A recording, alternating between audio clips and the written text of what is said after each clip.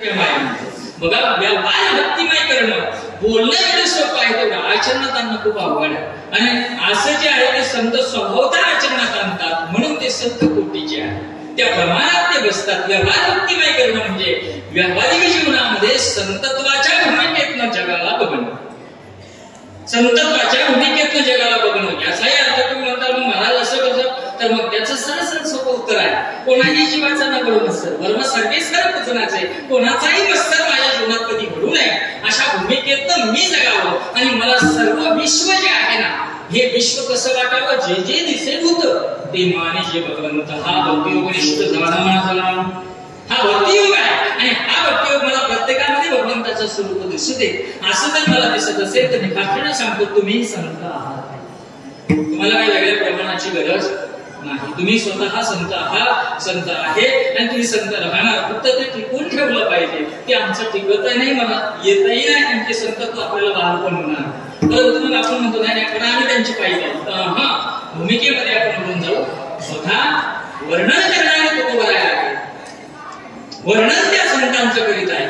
जे महान संत या पवित्र आणि पावन असणाऱ्या समाधीशी संजीवन आहे, या समाधीशी संजीवन आहे ते तत्व आजही.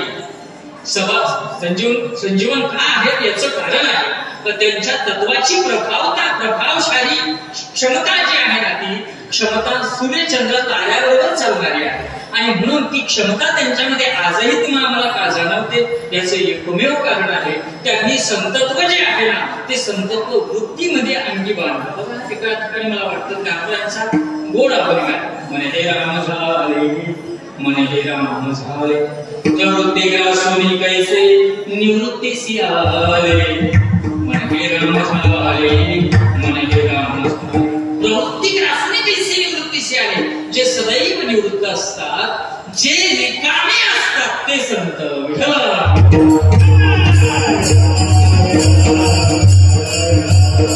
रिकामे वेगळे, रिकाम टेकडी वेगळे, हे पण महत्वाचं आहे. रिकाम टेकडी नाही, जे रिकामेच आहेत ते संत, ते खऱ्या अर्थाने रिकामे आहेत. आणि ते जे रिकाम जनी म्हणे देवा झाले मी सर्व रिघाले केशवा भरत तुझे डोईचा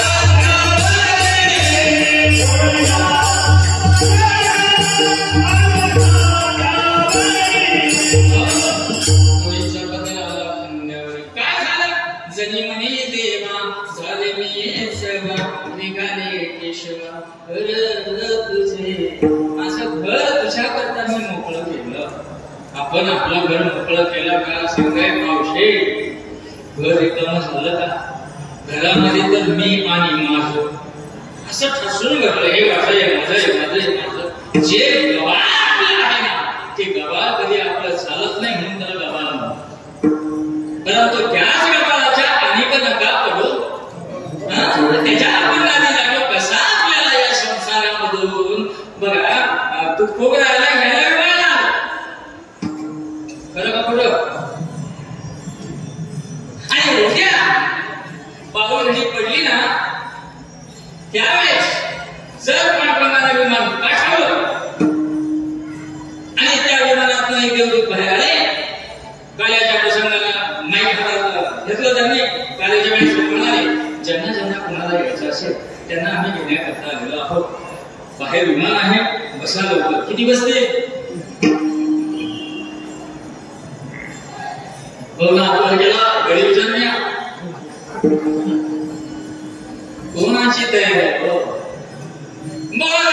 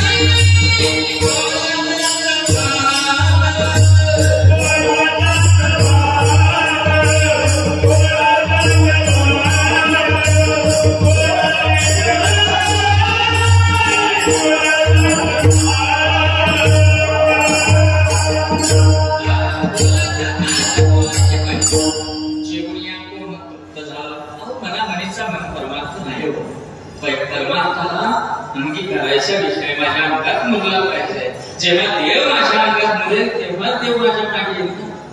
सरळ भूमिका आहे शास्त्राची. तर जेव्हा देव माझ्या अंगात मिळेल तेव्हाच देव माझ्या बरोबर येईल. माझ्या अंगात देव मुरण्या इतकं खरंच लोणचं करताना आमच्या ताईबाई लोणचं गोड कधी लागतं तुम्ही सांगू. हा बरोबर आपण काय मुरल्यावर बोलला तोपर्यंत असतं का. जसं लोणचं मुरल्याशिवाय गोड लागत नाही तसं भगवंत आपल्यामध्ये मुरल्याशिवाय भगवंताच्या भक्तीची गोडी सुद्धा गोड लागत नाही. नाहीतर काही इकडे उडी मारायची तिकडे उडी मारायची. मला हे खरं वाटतं मला ते जवळजवळ असं परमार्थ नाही. कुठेतरी सर्व संगतरित्या झाला पाहिजे. तेव्हा जर माझ्या जीवनामध्ये देव आढळला तर माझं जीवन त्या ठिकाणी मी समर्पित करेन. माझं जीवन मी जगत असताना जेव्हा मी देव आणि माझा संवाद चालू असताना जर माझ्या जीवनामध्ये प्रपंच हवा येत असेल तर मी प्रपंच त्यागून देईन. या भूमिकेतले गणपती महाराज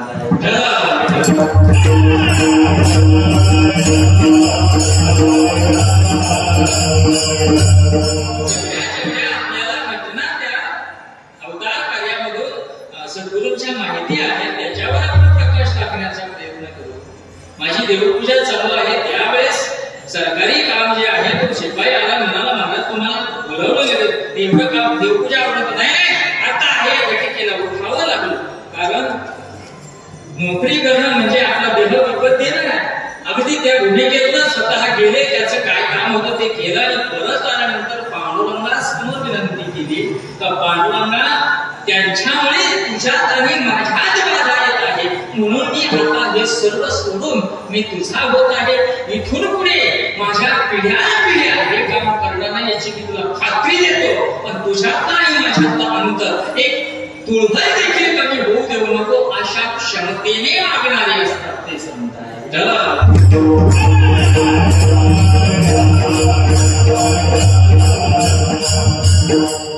खरंच सांगा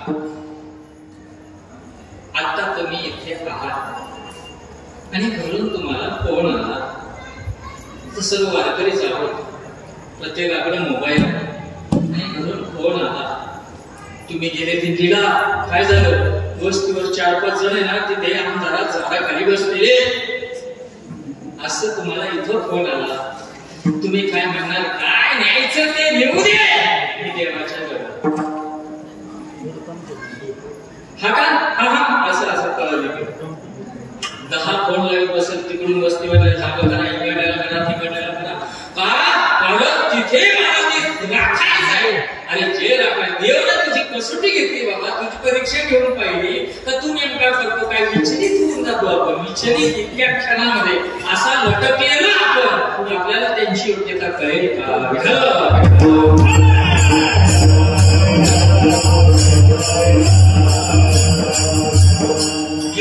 करण्याकरता त्या कोटीचं बनावं लागतं बरं का. त्या कोटीचं बनण्याकरता असा फेटा बांधला म्हणजे कोटीचा बाबा असा अजिबात नाही. म्हणजे फेटा बांधला म्हणजे तो हा झाला तर एक वाटतं होऊ शकतो बरोबर. तो संत असे त्याची खात्री देत आहे. हल्ली एक बोलून जातो जाऊ दे काय होतं बोले बघा. सध्या हे जे आहे ना हे स्ट्रक्चर मध्ये कीर्तनकार कमी आहे, दुकानदार जास्त. कळलं तुम्हाला? इथे कीर्तनकार कमी झाले आणि दुकानदार वाढले. दुकानदार का वाढले? कारण गिऱ्हाईक चाहटळ गेले. गिऱ्हाईक चाहटळ गेले. तर गिऱ्हाईक कोण येते तुम्हाला सांगायला नको. तुम्ही महाराज आईवर असं सांगा,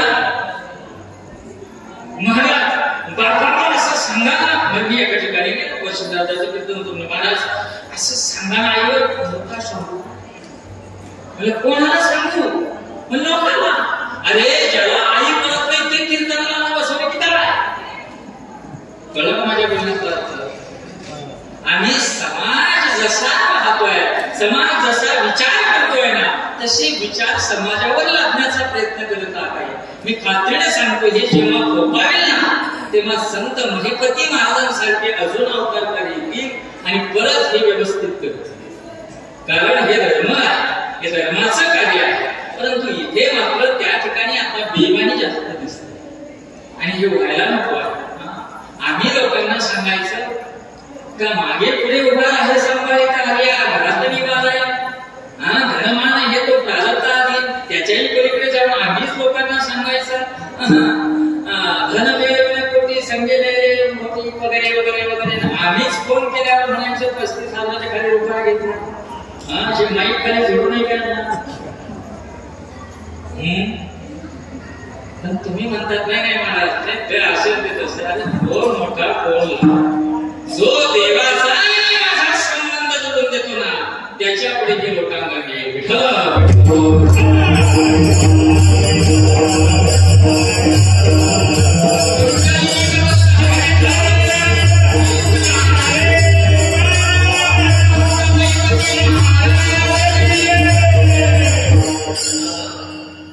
तुम्हाला किती सांगितलं ते समाज तरी कुठे जागा आणि जागा व्हायची समाजाला घेणं पण आहे. समाज जागाच नाहीये, झोपलेला आहे. खरोखर कीर्तनकारांची कीर्तन आहे. दुकानदारांची दुकानं नका पाहू तुम्ही, कीर्तनकारांची कीर्तनं ऐका. बघा त्या कीर्तनामध्ये आज देखील जेणेकरून मुक्ती ठसाची ही कीर्तन मर्यादा आहे संतांच्या घरची. आजही देव कीर्तनात नांदतो नाचतो अशी प्रथा कीर्तनात आहे आणि अशी कीर्तन आजही होतात. हीच श्रवणीत करा, बाकीच्यांचं तर ऐकूच नका असं संत महात्मे सांगून गेलेले आहेत. आपण त्या भूमिकेत नाही. मी सांगतो हे कशासाठी, हे शब्द मी का खर्च केले याचं एकमेव कारण असं आहे की आपल्याला संतांची वर्णन जर ऐकायची असेल तर संत किती प्रतिभाशाली आहेत ते समजावून घेणं महत्वाचं आहे.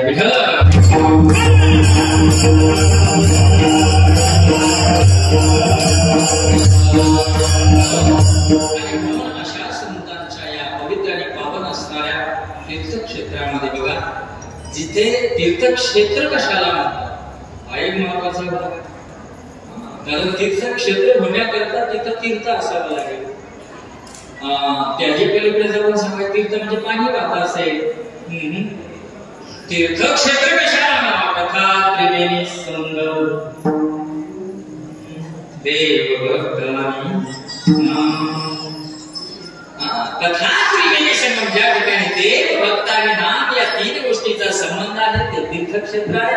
इथे देवय इथे भक्तय आणि ज्यांनी त्या भगवंताचं नाम अंगीकारलं ते देखील आहे. म्हणून हे तीर्थक्षेत्र आहे. आणि अशा तीर्थक्षेत्रामध्ये गेल्यानंतर आपल्याला त्या तीर्थक्षेत्राचा साधा वास जरी लागला ना, साधा वास तरीही आपल्या जीवनामध्ये उद्धार होऊन जाण्याची क्षमता या मातीत आहे, या क्षेत्रात आहे. आणि म्हणून अशा क्षेत्रामध्ये तुमचं आमचं का म्हणावं, काय यांना पवित्र म्हणावं किंवा का? बघा, संतांच्या लक्षणांनी युक्त असणारे हे संत कसे आहेत अशी जर भूमिका पाहाल तुम्ही तर तुकोबा या ठिकाणी 3 भूमिकेमध्ये या अभंगातनं त्या संतांच्या रचनेचं वर्णन करतात. ज्ञान दृष्टीने बघितलं तर संत पवित्र आहे, भक्ती दृष्टीने बघितलं तर संतांचा आवडता देव आहे, आणि व्यावहारिक भूमिकेतून जर पाहिलं तर सर्दी कृती दत्त या सर्व अंगाने परिपूर्ण आहेत, म्हणून मी त्यांना संत म्हणतो.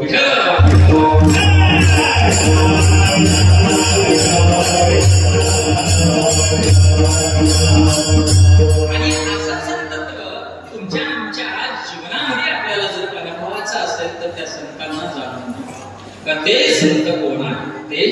ते संत ज्यांचा हेत विठ्ठल भगवंत सोडून त्यांच्या जीवनामध्ये काही नाही, त्यांना म्हणावं संत. परंतु असे जे असतात संत जे असतात सदैव शांत, करत नाही कशाची खंत, ज्यांची महती गाथा दृश्य आणि महंत, मनाने सदैव श्रीमंत, ते संत बाकीचे सारे आमच्यासारखे पंत. त्यांचा काय ते संत जे आहेत ना, की संतांची भूमिका बघा कशी आहे, किती गोड आहे. आणि असे जे संत आहेत ते आपल्याला सांगतात की ते संत मूलतः पवित्र आहे. मग पवित्र म्हणावं तर पवित्र या भूमिकेमध्ये आपल्याला एवढंच एक शब्द जरी कळला तर आपल्याला बस बाकी काय नको. पवित्र कशाने पवित्र होईल माणूस, कशाने पवित्र असतो संत का? पवित्रेचे पवित्रतेची 6 लक्षणं शास्त्रामध्ये सांगितली. किती 6 लक्षणं आहेत त्याला पवित्र म्हणतात. हे वैदिक म्हणजे तत्वज्ञानाच्या दृष्टीने बोलते, तत्वज्ञानाच्या भूमिकेतून मी तुम्हाला सांगतो. बघा, जे देश पवित्र, जे काल पवित्र, जे कुल पवित्र, जे संस्कार पवित्र, जे संस्कार पवित्र, जे संबंध पवित्र, जे आत्मात्म विवेक पवित्र, या 6 गोष्टी ज्यांच्याकडे त्यांना पवित्र. नंबर 1 देश पवित्र. ते संत ज्या ठिकाणी आहेत त्यांचा देश पवित्र आहे ना आपला भारत. मी म्हणत नाही भरतखंडी प्राप्ती ही तो परम भाग्याची संपत्ती. मूळतः भारतामध्ये जन्म घ्यावा हे आपलं भाग्य आहे. याच्याही पलीकडे जाऊन पवित्रते कोण पावन देश, कारण इथे संत यांचं ज्ञान आहे. ऋषी आणि मुनी जे आहेत ना त्यांच्या तपश्चर्येनं पवित्र झालेली ही माती आहे, आणि संतांसारखा सहवास या ठिकाणी आहे. म्हणून देश पवित्रता महत्वाची. नंबर 2 ची पवित्रता आहे काल पवित्रता. काही गोष्टी काळा अनुरूप पवित्र असतात. काळातल्या बाजूला गेल्या काळ पवित्र होतात. काल पवित्र म्हणजे गाय जिवंत आहे, पवित्र आहे, आणि गेल्यावरती पवित्र राहत नाही तिला, कारण तिला काळाला पवित्रतेचा बात बंद लागतो तिला. परंतु बघा संतांचं चरित्र बघा, होते तेव्हाही पवित्रता आहे आणि आज आहे तरी नाही का, आजही पवित्र आहे. म्हणून काल पवित्रता संबंध या ठिकाणी लागतो. आता कुल पवित्र बघा, संत हे कुठेही जन्माला येत नाही, कोणाच्याही घरी येत नाही. त्यांचं येण्याचा जो संबंध आहे ना तो परंपरेचा. ज्या ठिकाणी हरिभक्तीची परंपरा जोपासली जाते तिथे संत जन्माला येतात. कळलं का? जिथे हरिभक्ती जोपासली जाते तिथे संत जन्माला येतात. महिपती महाराजांचं बघा, वडील किती भक्तिशाली आहेत, आजोबा किती पवित्र आहेत. याचा अर्थ असा आहे तर ते भक्तीमध्ये रत आहेत, म्हणून त्यांच्या पोटी देवाला आशीर्वाद केलेला संत महात्मा जन्माला दिला, म्हणजे कुल पवित्रता आहे. तर त्या कुलामध्ये दुसरा कोणी जन्माला आला ना तरी तो सुद्धा पवित्र आहे. का पवित्र आहे? कारण त्या कुलाचा संबंध त्यांना लागला आणि त्या कुलाने जो वारसा चालवला तोच वारसा अविरतपणे पुढे चालला, म्हणून कुल पवित्रता त्या ठिकाणी लागू होते. आता महत्वाचा अजून एक विषय, संस्कार पवित्रता. ही पवित्रता जी आहे ना ही अंगीकारून बाकीच्या गोष्टी जरी नसल्या तरी आपल्याला संत पवित्रतेमध्ये शिरकाव करता येतो. सहवास, संस्कार म्हणजे सहवास. त्या गोष्टीचा अंगीकार करण्याची सवय लागणे यावर संस्कार आहे. बघा, दारुड्याच्या बरोबर चांगलं बसलं माघवारीच्या आणि पुरीच्या लग्नाच्या पत्रिका वाटल्या, साऱ्या पाहुण्या वेळेला वाटून झाल्या, परंतु सर्व पाहुण्या वेळेचे घरी बायकोला फोन केले, पत्रिका आली, त्यांच्या पाहुण्याबरोबर तो एक जो होता ना कळला,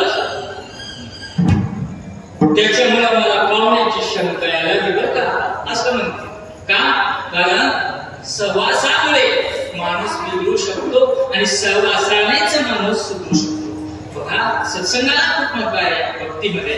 तुम्ही आम्ही आता ह्या दिंड्या घेऊन म्हणजे काय, दिंड्या घेऊन म्हणजे काय आनंद आहे. दिंड्या घेऊन येतो एवढं पायी चालता 8 तास का काय बरं, कारण इथे काहीतरी घडतं. जे घडतं ना ते संस्काराला कारणीभूत आहे, त्याला म्हणतात सहवास. असा जो सहवास आहे तो सहवास त्या ठिकाणी लाभतो, पवित्रता वाढते. बघा, अजून एक पुढचा संबंध आहे, संबंध पवित्रता. आता हे संबंध पवित्रता म्हणजे याचा अर्थ ज्या व्यक्तीने त्या गोष्टीशी त्या व्यक्तीचा जो संबंध आलेला होता त्या अनुरूप ती गोष्ट पवित्र झाली. जसं ज्ञानोबरायांनी काय चालवली,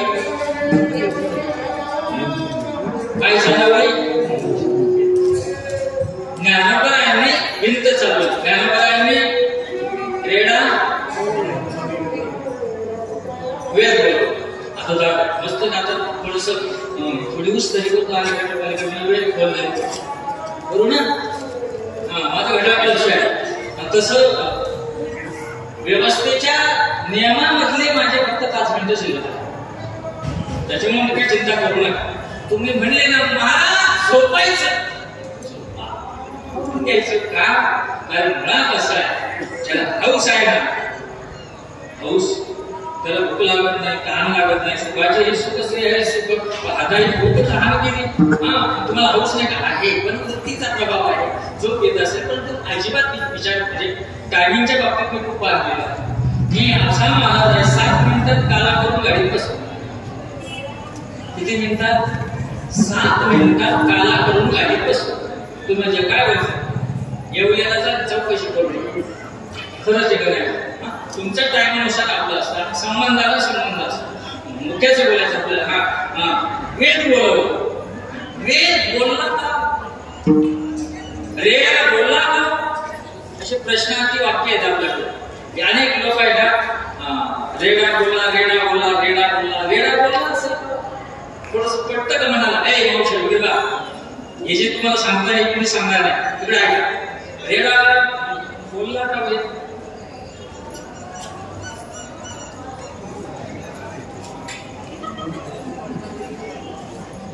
तुम्हाला तसं दुःख द्यावं असं सोडून जावं असं वाटतं. परत परत असं म्हणा, समजा उद्या मी मरून गेलो आणि तुम्ही म्हणले तुम्हाला असा मरून गेला मरून गेला, त्यांना आम्हाला ते सांगितलं नाही तर मी कुठून जाईल, मला मोक्ष नाही मिळायचा ना.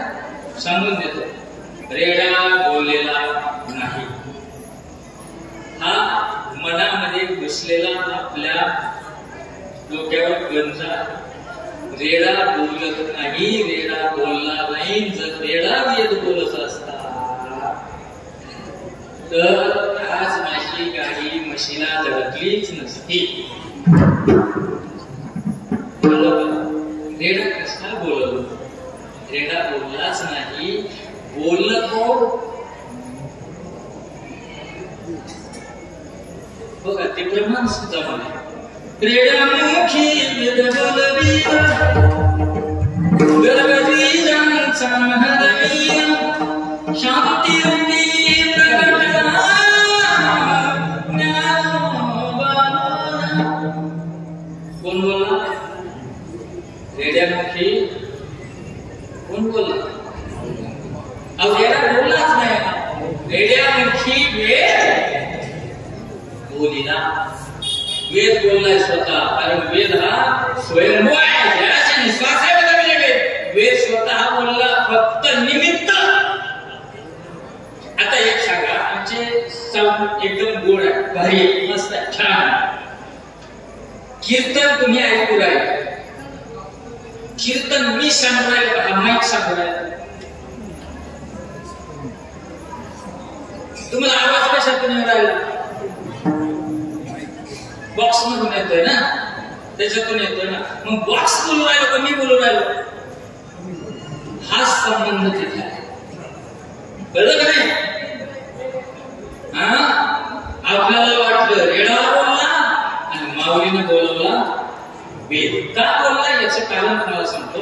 आमच्या जुन्या काळातल्या उदाहरण सांगतो. त्या बाहेर आहे ना मसाला वाटायच्या पूर्वी काय मसाला वाटायचा पाट्यावर आणि त्यांच्याकडे काय ते मसाला बिसाला सारा मिरच्या वगैरे साऱ्या असायच्या आणि तांब्या भरलेला असतात असं जागा नाही तांब्या आणि तो तांब्या आहे त्याच्यातनं पाणी घ्यायचं थोडं शिकवायचं परत रगडायचं असं काम चालू होतं आणि अचानक तिचा धक्का त्या तांब्याला लागला तांब्या पाणी सांगलं आणि तिचं पोरगं अंगणात खेळत होतं ती पोरा म्हणजे इकडे काय तांब्या भरला माझं पाणी सांगलं आणणार नाही का ते पोरगं त्या गावात जातच नाही आणणार नाही का आणि कोणी सांगितलं आईनं सांगितलं म्हणजे मला ते काम करावंच लागेल अशा भूमिकेतलं ते तत्व तेच ज्ञानोबांच्या ठिकाणी प्रमाण आहे वेद ज्ञानोबांचं कोण आहे बाळ बरोबर आहे का वेदशास्त्रे देती वाही म्हणाली ज्ञानाबाई आईनं लेकराला सांगितलं जा त्या वेळेच्या मुखातून बोल कोण बोललं आता तुम्ही तरी मला क्षमेल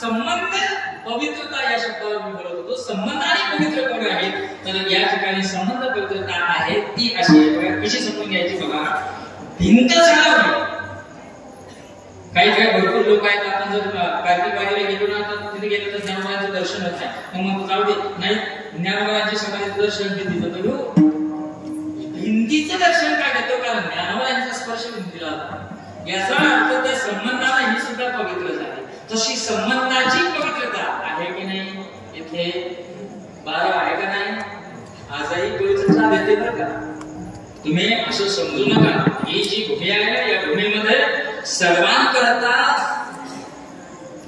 जे पाहिजे ते तुम्हाला इथे मिळेल बघा पिछाच्य ज्याच्या पाठीमागे लागलं त्याचं पिछाच्य महाराजांनी घातलं पिछाच्य लागलेलं आहे ना त्र्यंबकच्या वारीला जात असताना मला वाटतं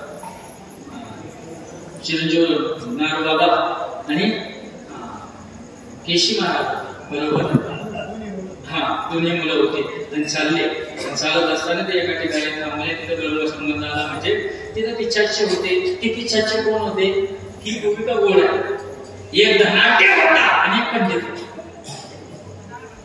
बघा एक धनाट्य होता परंतु उभ्या आयुष्यामध्ये त्यांना कधी धन वाटलंच नाही म्हणून कोण झाला पिछाच्य म्हणूच नका भूत झाला भूत आणि तो यांच्या मागे लागायला बघा पंडितांना ज्ञान वाटल्याशिवाय नाही आणि धनिकानं धन दान केल्याशिवाय धन जोपर्यंत धनिक दान करीत नाही तोपर्यंत धनिकाला शांती नाही कारण धन फिल्टर होणं महत्वाचं आलं का लक्षात तर आपण मिळवलेलं जे धन आहे ना ते फिल्टर होण्याची खात्री आहे का किंवा कष्टाचंच आहे का ते आपलं कांदे भरतो गडी गोड्या खाली व्यवस्थित माल भरतो मध्ये गोड्या भाव घालतो वर ठोकळ माल घालतो मोंड्याचा आणि 3600 रुपये भाव घेतो सांगा तुमचं आमचं धन पवित्र आहे का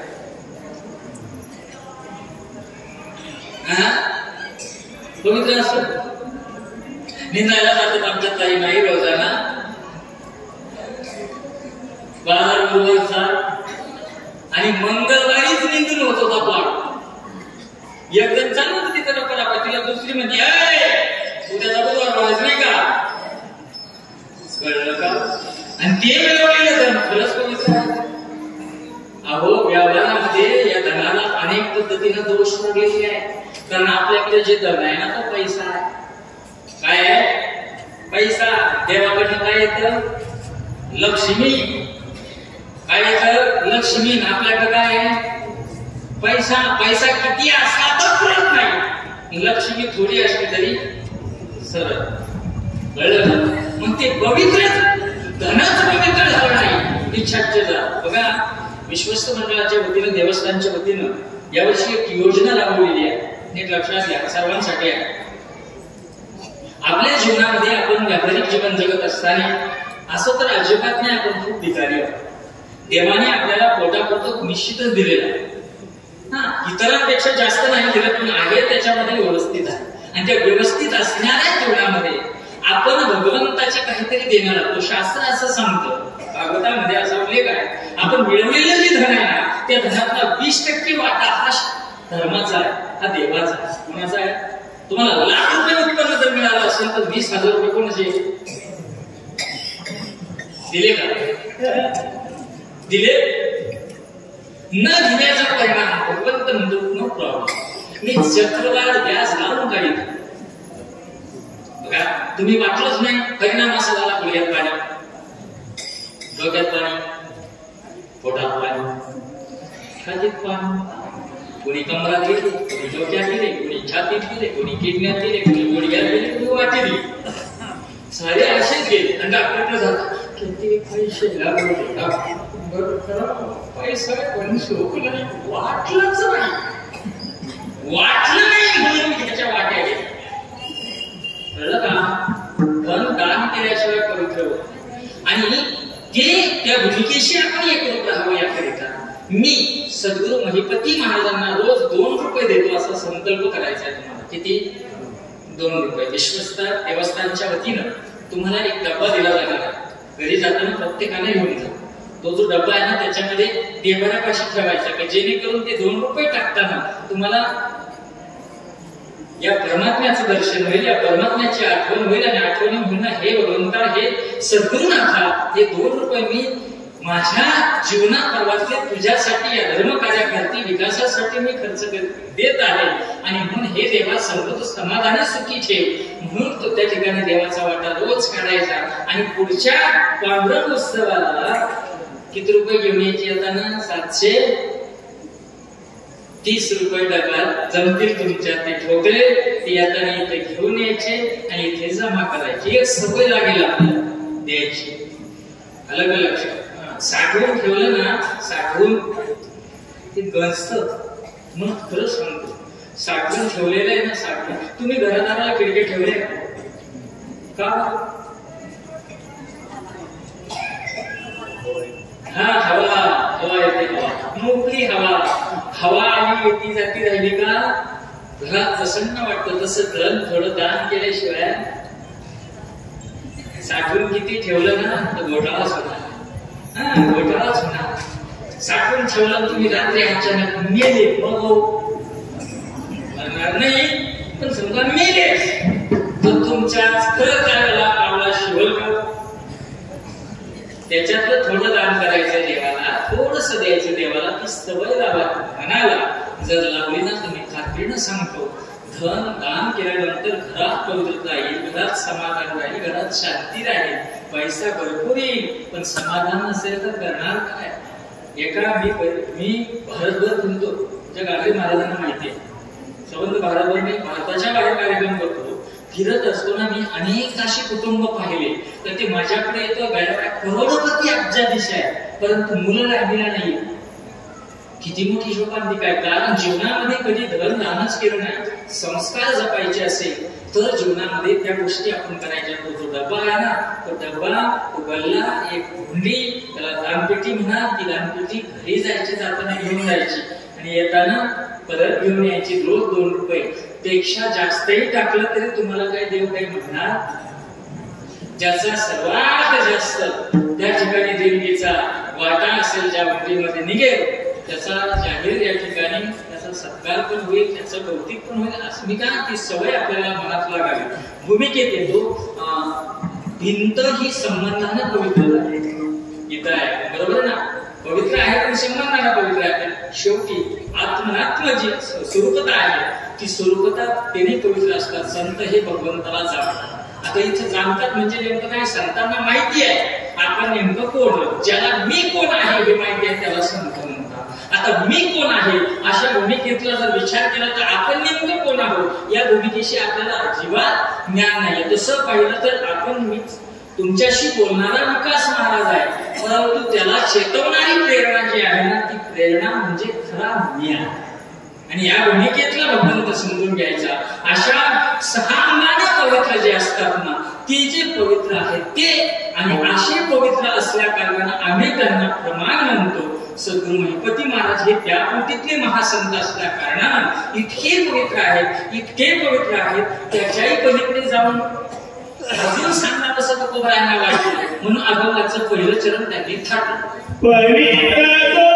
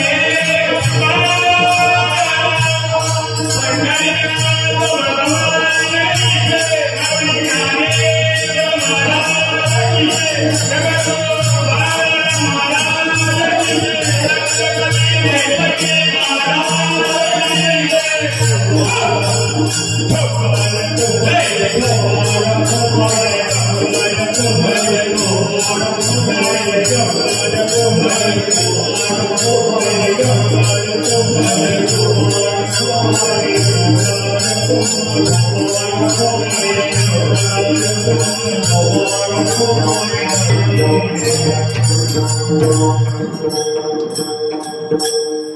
पवित्र सोहळे अशा ज्या पवित्र आहेत, सोहळी आहेत, त्या सोहळी म्हणले थोडस इथे थोडीशी भूमिका तुकोबारांची गोड वाटते बरं का.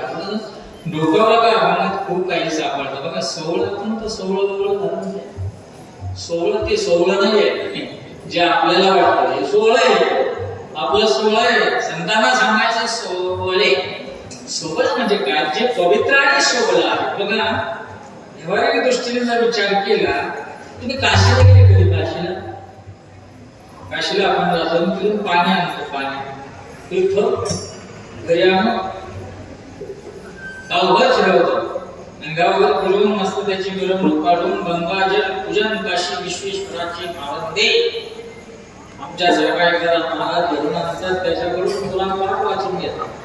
हे कसे गेले, कसे कसे पोचले आणि कसे कसे. हल्ली काय होतं माहिती का? कीर्तनकारांची वक्त्याची अशी पंचायत होऊन जाते. त्याला ना जवळजवळ अगोदर अर्धा तास ना आजूबाजूच गप्पा वाचता जातो बिचारा. हा याचं सांगा त्याचं सांगा तर बिचाराचा संबंध तारखेशी असतो तरी काय. आणि एवढं मोठं कौतिक केलं. एका ठिकाणी गेलो माऊंद्याच्या कीर्तनाला जिंतूरला. नाना बाबा काय सांगावं तुम्हाला, लवकर पोहोचलो मी तिथे. आणि ते ब्राह्मण पूजा करीत होते, तिथे जाऊन बसलो. आणि ते पूजा करीत होते. ते यजमानाने त्याच्याकडून तो तांब्या गेलं शांत पाणी थोडंच राहिलं. गुरुपूजा करीत होते आणि म्हणलं आता ते थोडं राहिलं गुरुजी यांना देणं प्यायला. आणि ते पिणार नाही. म्हणलं पाणी पिय गंगेचा पवित्र आहे पण पिण्याला आहे नाही. बाटलीतलं पाणी हो तुमच्याकडे बाटली शुद्ध आहे पण पवित्र नाही. त्याची मिरवणूक निघाली. साऱ्या दिसल्या स्वप्नपणाची मिरवणूक निघाली. बरोबर आहे ना? हा शुद्ध आहे पण पवित्र नाही. जे पवित्र आहे ते शुद्ध नसेल परंतु त्याच्यामध्ये पावित्र्य आहे. काय आहे त्याचं पावित्र्य काय आहे ते महत्वाचा विषय आहे. बघा जे वाहत असताना ते पवित्र असतं. काय जे वाहत असतं ना त्याला पवित्रता असते. जे साचलेलं असतं ना ते दप्त असतं. म्हणून गंगेचं पाणी हे पवित्र आहे. आलं का लक्षात? पवित्राची भूमिका आहे. संतांचं आचरण हे वाहत्या पाण्यासारखं असतं म्हणून ते निर्मळ असतं. कळलं का? म्हणून ते निर्मळ असतं, निर्मळ असतं म्हणून ते पवित्र असतं. आणि असं जे पवित्र आहे ते सोवळी. सोवळी या शब्दाचा अर्थ या भूमिकेत इथे तुकोबारांना असा विषय करायचा आहे का ज्यांच्यामध्ये दोष नाही त्याला सोवळं म्हणतात. दोषच नाही. संतांकडे कोणत्याही अंगाने बघा तुम्ही दोषच नाही. कारण ज्या चरित्राला डाग आहे ते चरित्र घडू शकत नाही. आलं का लक्षात? कारण संतांचं का सोहळं आहे संत? कारण ते आचरणानं शुद्ध आहे. संतांची चरण आपण का धरावे? कारण त्यांचं आचरण शुद्ध आहे. आचरण शुद्ध आहे, दोषयुक्त आहे आणि दोषयुक्त असल्या कारणाने त्या संतांकडे आम्ही खऱ्या भूमिकेतनं बघतो. म्हणून आम्हाला ते पवित्र ते सोहळे आम्हाला ते सोहळे वाटतं. संतांच्या ठिकाणी दोष नाही, कोणताच नसतो बरं का. दोष आपल्यात असतो म्हणून आपल्या भूमिकेमध्ये अवघड आहे. बघा मैकती महाराजांच्या चरित्रामध्ये तुम्ही डोकावून बघा कोणत्याच अंगाला दोष नाही म्हणून ते त्या पात्र झाले. आज त्या भूमिकेतलं लाखो लोक या ठिकाणी येऊन नतमस्तक होतात. याचं कारण जिथे दोषच नाहीये तिथे आहे. बरं अजूनही आपल्यामध्ये दोष काय आहेत? आपल्याला काही अपेक्षा आहेत जीवनामध्ये. ज्ञानोबा म्हणतात ज्यांच्या जीवनामध्ये सुख हवं आहे ना, ज्यांना सुखी म्हणून तुम्ही बघताना त्यांना अपेक्षा नाही. बघा जयाचे का ठाई पांडवा अपेक्षा नाही. रिगावा सुखाचा चढावा असणे की जे जिथे सुख आहे ना तिथे अपेक्षाच नाही. त्यांचं जीवन जे आहे ना ते अपेक्षे विरहित होतं. बघा मला तर ताहिर खान ना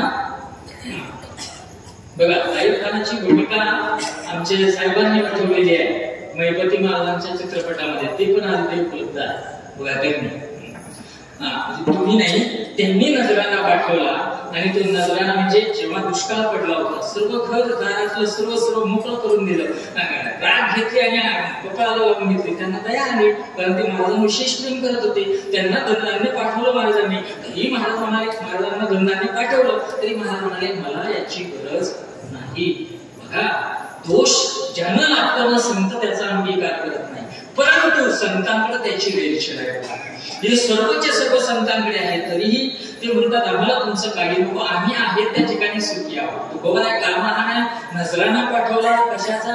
सोन्याच्या मोहरानं रत्ने जडीत माणिक मोत्यानं भरलेल्या पराती होत्या, त्या सुद्धा अवघडल्या. समजा आता इथे कोणी घेऊन आलं पराती तर कीर्तन त्या बाबा फक्त त्याची ओळख काढायची ठेवून जो परात मिळेल एवढा बरोबर ही कसं आलं संतत्व.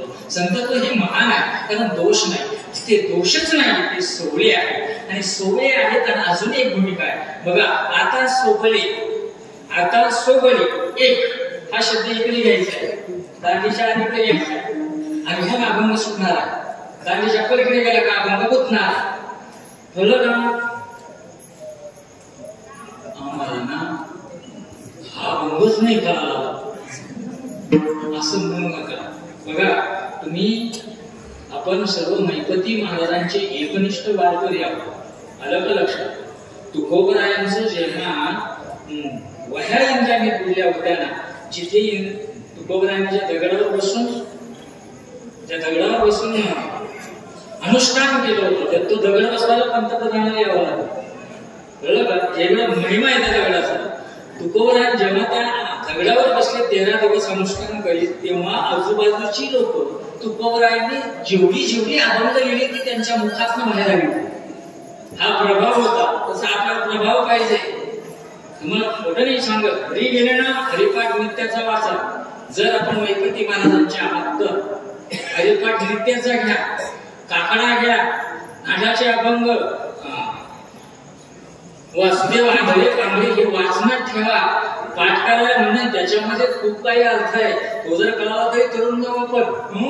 हे आपल्या आचरणात आलं पाहिजे. मग बघा संत काना येते आपल्याला ते सुद्धा येऊ शकतात. मग त्या भूमिकेमध्ये यायचं. बघा मूळ मुद्द्याचं सांगतो. असं जे तत्व आहे ते तत्व सोहळं आहे, पवित्र आहे. ते एक जे आहे ना, एक संत हे एकाचा विचार करतात, आपण बहुताचा विचार करतो. पवित्र आहे, सोहळी आहे तरी एक. त्यांनी एकच गायला, एकाच्याच ठिकाणी निष्ठा ठेवली, एका ठिकाणी एकतत्वाने एकरूप झाले. एकतत्वनाम धरिमना अनेक प्रमाण आहे एकत्वावर, आणि अशा भूमिकेत ते राहिले. पवित्र सोहळी एक. आणि ती कुठे आहे? इथे खूप मंडळी या ठिकाणी ते आहेत. आणि म्हणून त्यांना नेमकं इथं येऊन, पण इथं काय? तर इथं येणं म्हणजे मृत्यू लोकात येणं म्हणजे आवड ज्याची त्याची आवड आहे. बरोबर आहे का नाही? कोणाला कोण आवडतं, कोणाला काय आवडतं, कोणाला कसं आवडतं, हा ज्याचा त्याच्या आवडीचा विषय आहे. परंतु असे जे आहेत ना, पवित्र आहे, सोहळे आहेत आणि एक आहेत, ते जे भूमिका करत आहेत त्यांना काय आवडतं?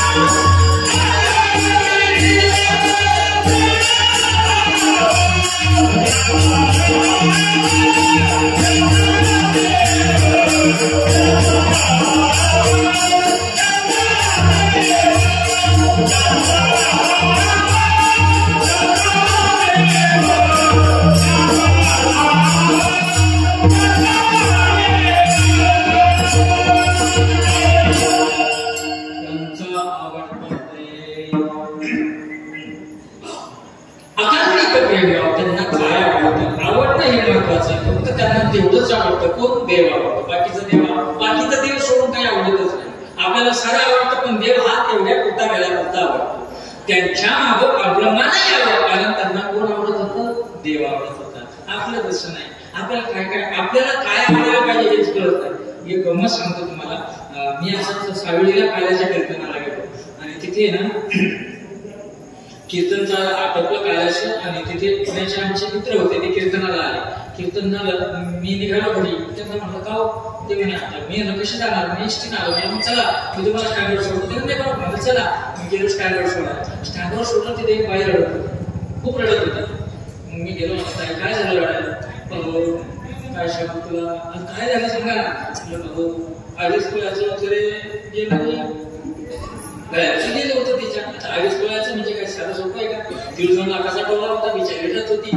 मी तिच्याकडे पाहिलं, तिच्या गळ्यात मंगळसूत्र होतं. मी तिला म्हटलं जाऊ दे ताई, जे गेलं ते गेलं, पण हे तर राहिलं ना, हे मंगळसूत्र.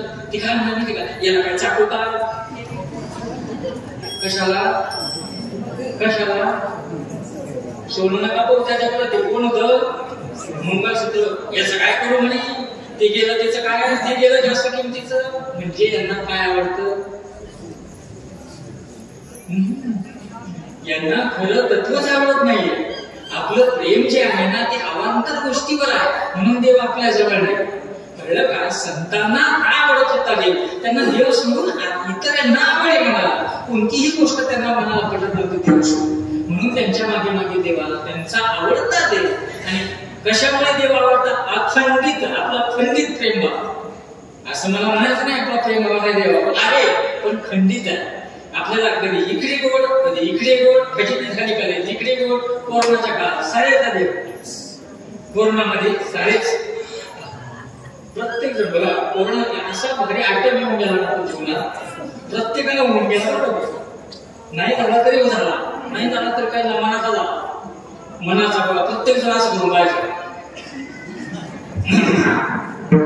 होऊन गेला. बरोबर आहे का नाही. बघा ना, त्याच्यामध्ये सारे देवाच्या मागे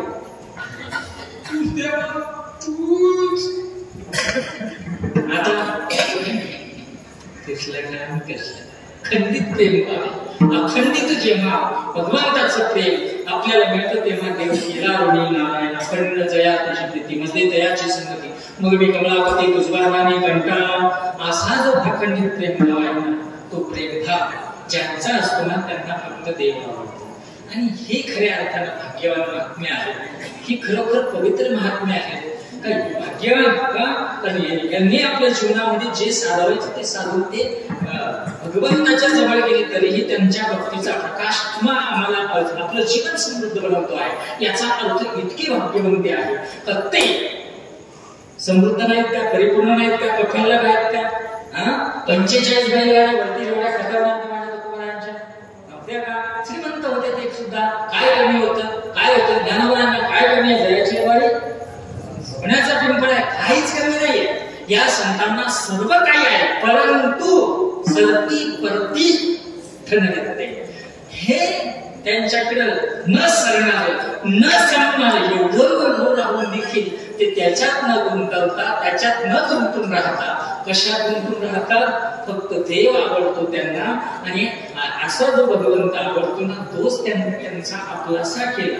तुमच्या आमच्या जीवनामध्ये तो भगवंत आपल्याला आपलासा करायचा आहे आणि आपल्या जीवनामध्ये समृद्धी आणायची आहे. या कारणे आज सद्गुरु संत गणपती महाराज ज्यांचं चरित्र अकाल आहे, पवित्र आहे, महान आहे. आणि अशा चरित्राचा वारंवार जर आपण परिपाक केला, वाचला, बघितलं, तर खरोखर आपल्याही जीवनामध्ये त्यांनी जे जे सांगितलं, जे जे अनुभवलं, ते आजही अनुभवाला एवढी एवढी ताकद त्यांच्या चरित्रामध्ये आहे. आणि मग दासगुरु महाराजांच्या संत लीलामृत ग्रंथामधून मला ते 94 ओव्याच्या त्या भावल्या, मी त्याच्यावर जास्त प्रकाश टाकून त्या अभंगात भूमिकेत समरस होत होतो. ते जे 94 ओव्यांचा जो प्रबंध आहे, तो प्रबंध 3 वर्षापासून तुम्हाला एका छोट्या पुस्तिकेमध्ये मिळणार. विश्वस्था देवस्थानच्या वतीनं तो तुम्हाला मिळणार. तो ते तुमच्या जीवनामध्ये पाठ असावा, तुमचा काहीतरी पाठ असावा ना, तो पाठ तुम्हाला त्यामध्ये मिळेल. आणि खऱ्या अर्थानं ती एक आपल्या जीवनामध्ये क्रांती घडेल. आज या भूमिकेतनं आमचे देवस्थानचे आमचे अध्यक्ष त्यांचं माझं विशेष प्रेम आहे आणि त्या प्रेमापोटीने इथे मी बहुता एवढ्या एक वर्षभरात खूप वेळा आलो आणि इथे एक आकर्षण मनामध्ये निर्माण झालं. परंतु त्या आकर्षणाची जी ऊर्जा होती ना ती ऊर्जा शिर्डीमध्ये दडलेली होती आणि दासगणू महाराजांच्या चरित्रातून ती जी ऊर्जा आहे ती ऊर्जा या ठिकाणी मला घेऊन आली आणि खूप आनंद वाटला. अशा परमश्रेय परम महान असणाऱ्या सत्पुरुषाच्या या दिव्य अधिष्ठानामध्ये काहीतरी आता बदलता आहे, खूप काही करणं बाकी आहे. पण क्षेत्र जेवढं विकसित होतं ना तेवढं क्षेत्राचं महत्व वाढत असतं. जोपर्यंत क्षेत्र विकसित होत नाही ना तोपर्यंत क्षेत्राचं महत्व दुर्लक्षित जातं. बघा मी आता रस्त्याने फिरत असताना मंगळ ग्रह अमान्य, मंगळ ग्रह मंदिर अमान्य असे चिठ्ठ्या दिसत लावल्या बरोबर का काचांना. त्यांनी एक छोटस असणारं तीर्थक्षेत्र उदयाला आणून इतकं मोठं केलं. फक्त आपणच आणायची जबाबदारी आपली. त्याकरता आपल्याला विकसितता जी आहे ती क्षेत्राच्या ठिकाणी आणावी लागेल आणि म्हणून एक विकास निधी म्हणून त्या भूमिकेतून विश्वस्त देवस्थानचा असा संकल्प आहे की आपण रोज देवाला संतांना 2 रुपये देतो. माझ्या जीवनातले 2 रुपये देतो. मी तुम्हाला एक सांगतो संतांचं असं आहे देवाचं असं आहे का देवावर ऋण देव कधी ठेवत नाही. त्याचा परतावा आपल्याला 10 पटीने मिळाल्याशिवाय राहणार नाही. आणि म्हणून त्या भूमिकेत आपल्याही जीवनामध्ये रोज आपल्याला महत्त्वी महाराजांची आठवण त्यामुळे होईल आणि भगवंताला देखील ते ओझं वाटेल खरोखर हा माझ्यासाठी काहीतरी करतो आहे. आणि म्हणून तो एक संकल्प या ठिकाणी केलेला आहे. ज्यांना घेऊन जायचे आहे त्यांनी आपलं नाव आपला पत्ता आणि आपला मोबाईल नंबर सांगा आणि त्या गुंड्या घेऊन जा. विश्वस्त मंडळ तुमच्याशी संपर्कात राहील. विश्वस्त मंडळाशी तुम्ही संपर्कात राहा. पुढच्या वर्षी येताना अजून ती आपली हुंडे एक गणपती महाराजांच्या त्या पवित्र असणाऱ्या महान सत्पुरुषाचं कार्याकरता माझ्याकडनं काहीतरी हातभार लागला तो मी लावतो आहे असा एक खऱ्या संत सेवेचा एक संकल्प तुमच्या मनामध्ये तुम्ही दृढ करावा अशी मी तुम्हाला आवर्जून एक विनंती करतो आणि आग्रह पण करतो. आम्ही सुद्धा गुंड्या घेतोय, आम्ही सुद्धा घेऊन जाणार आहे. आम्ही काय तसे आलो फक्त कुशाच्या मार्गाने गेलो असं नाही. आधी गेले आणि मग सांगितले. त्या भूमिकेतून तुम्हाला मी या ठिकाणी ती विनंती करतो. आणि तुम्ही आम्ही महिपती महाराजांची रासपुण्या करता जसं 60 अभंग या महिपती महाराजांची त्या 60 अभंगावर खूप विवेचन व्हावं, खूप चिंतन व्हावं आणि त्या चिंतनातून आपल्या जीवनामध्ये अनेक अंगांना प्रकाश पडतो अशी सर्व महिपती महाराजांच्या चरणी प्रार्थना करतो. आमचे अध्यक्ष सागर पाटील तसेच सर्व विश्वस्त तसेच दिंडेश्वराचे आमचे गागरे महाराज आहे तसेच आपल्या या क्षेत्राला एक गुरुजासारखा माणूस भेटला आमचे परमसत्य परमादरणीय विभक्तिकार महंत महाराज तनपुरे जे मठाधिपती या ठिकाणचे आहेत त्यांच्या खऱ्या आदेशानं या ठिकाणचा आता क्षेत्राचा विकास होणार आहे. आणि म्हणून महाराजांच्या खऱ्या अर्थानं अधिपत्याचा आपण अधिष्ठित आहोत. या क्षेत्राला खूप बळकटी द्यावी अशी तुम्हाला प्रेमाची आदराची एक कल्पनेची विनंती करतो. प्रत्येक आमचे सर्व भजनी मंडळ आमचे गुरुंगाचार्य आमचे गायनाचार्य आमचे विधिकरी मंडळी तुमची आमची जगाला वाटतात बरोबर ना माया तुमच्या पंक्तीच्या वेळेस त्यांची तेव्हा मी त्यांना बोलतो येणार येतात वेळ झाली असो तुम्ही सर्वच मायबा खूप मोठे योग्य अधिकारी आहेत, गीतेचे अधिकारी आहेत आणि त्याच अधिकाऱ्यांना पकडून राहा असंच या ठिकाणी सांगतो. आता ज्ञानेश्वर माऊली होईल त्यानंतर चाल झाल्यानंतर तो जी गुंडी आहे ती गुंडी कशी आहे कशा प्रकारची आहे असा तुमच्यापर्यंत पोहोचवलं जाईल याच्या तुम्हाला सूचना मिळतील आणि नंतर जे कोणीच जायचं नाही. ज्ञानेश्वर